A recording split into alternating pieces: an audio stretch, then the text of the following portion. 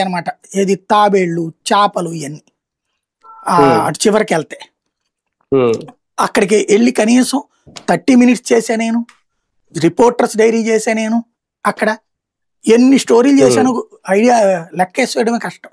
అన్ని స్టోరీలు చేశా. ఏంటన్నది అప్పుడు ఎక్స్పర్ట్స్ తో కూడా మాట్లాడాను నేను.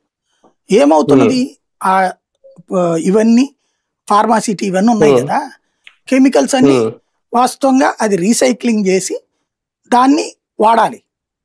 కానీ అది తీసుకెళ్ళి వీళ్ళు అదంతా చేస్తే 100 రూపాయల ఖర్చుకు 300 రూపాయలు అవుతుంది.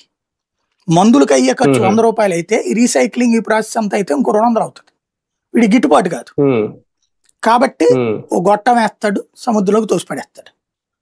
సముద్రంలోకి ఆ నీళ్ళు వెళ్ళాక అక్కడ ఇంకేం బతుకుతాయి? ఇప్పుడు ఢిల్లీలో గనక ఊపిరాడక వస్తున్నారు అన్నట్టు ఇక్కడ ఆ చేపలు చచ్చిపోతాయి, తాబేళ్లు చచ్చిపోతాయి.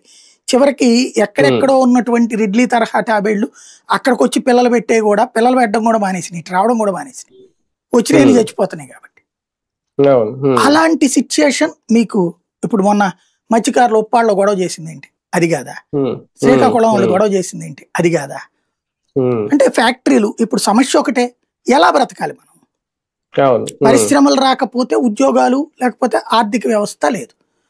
పరిశ్రమలు వస్తే కాలుష్యం మస్ట్. కాలుష్యం లేని పరిశ్రమ బియ్యం చేసేదానికి కూడా ఉంటది కదండి.